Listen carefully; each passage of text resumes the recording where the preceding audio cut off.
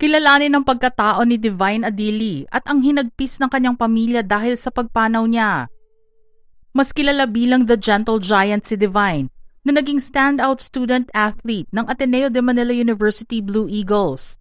Ang 21-year-old na Nigerian student athlete ay naglalaro bilang center para sa Ateneo de Manila University Blue Eagles sa University Athletic Association of the Philippines o UAAP.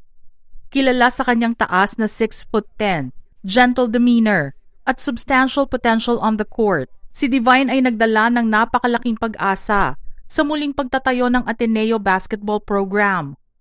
Bago mag-debut sa Ateneo Blue Eagles noong UAAP Season 88, nangingibabaw na si Adili sa NAASCU Juniors Division matapos ihatid ang New Era University sa 2 sunod na kampyonato, bukod pa sa paghakot ng tig-2 regular season at finals MVP. Bilang bagong foreign student athlete ng Ateneo, agad nitong binigyang buhay ang kanilang front court. Bagamat dumanas ng matinding injury sa likod na naglimita sa kanyang paglalaro sa 11 games, siya ang naging mitya ng mainit na 4-0 run ng Ateneo sa torneo. Pinatunayan niya ang kanyang kalidad noong November 5 sa kanyang pagbabalik mula sa injury. Humataw siya ng 15 points at 13 rebounds upang itakas ang dikit na panalo laban sa UE. Sumali siya sa Blue Eagles sa pamumuno ni head coach Tab Baldwin.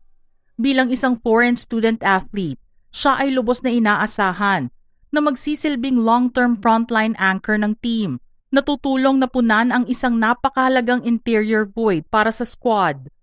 Ang isa sa kanyang standout performances ay dumating matapos ang laban sa Adamson University, kung saan ipinakita niya ang kanyang versatility sa pamamagitan ng pagdomina sa lahat ng fronts upang bumagsak ng 16 points at humawak ng 6 rebounds. Isinilang si Chukwemeka Divine Adili noong April 14, 2005 sa amang si Elias at inang si Ifeoma Joy sa Nigeria. Para sa kanyang ina, sinabi nito sa isang panayam na si Divine lang ang tanging pag-asa ng kanilang pamilya at sobrang masipag daw ang kanilang anak, kaya naman lahat ay ginagawa nito para maging maganda ang kanilang buhay sa Nigeria. Si Divine ay panganay sa 4 na magkakapatid at naging breadwinner para sa pamilya, tumulong sa pagsuporta sa kanila habang hinahabol ang kanyang collegiate basketball career sa UAAP.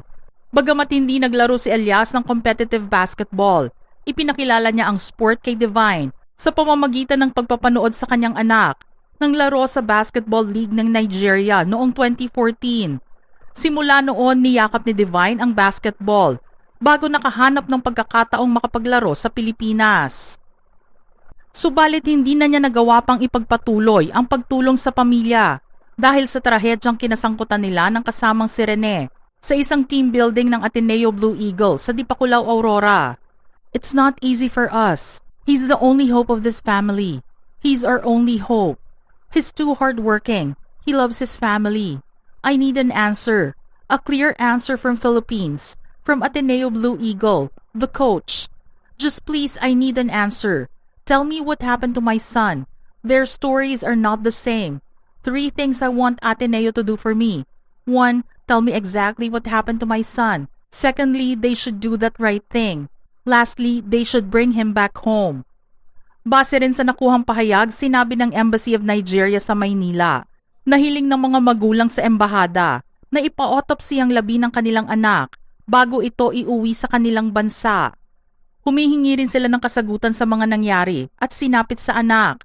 Anila sa statement, the embassy has been in direct contact with the family of the deceased, Ateneo de Manila University, law enforcement agencies, and other relevant authorities.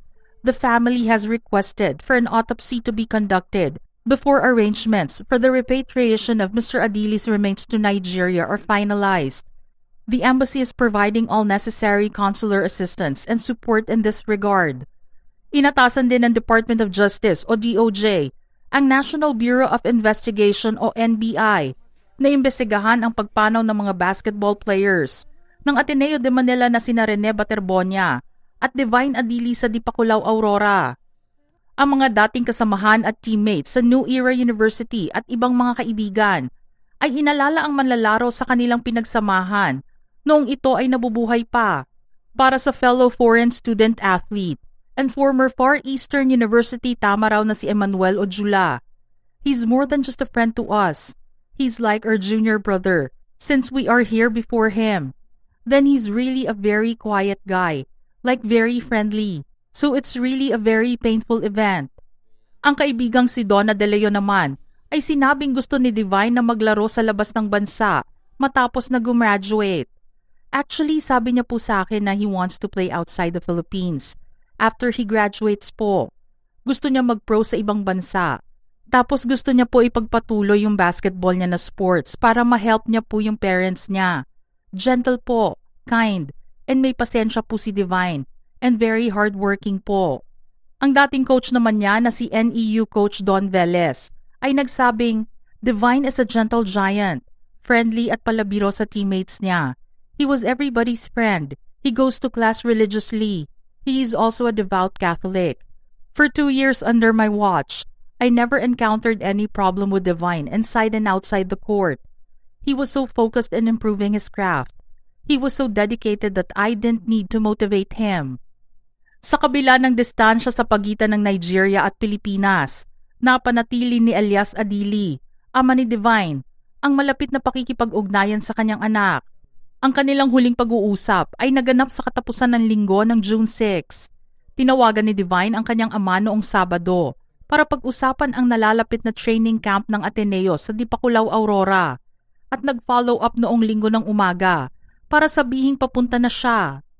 Di nagtagal ang mga regular family update ay naputol na.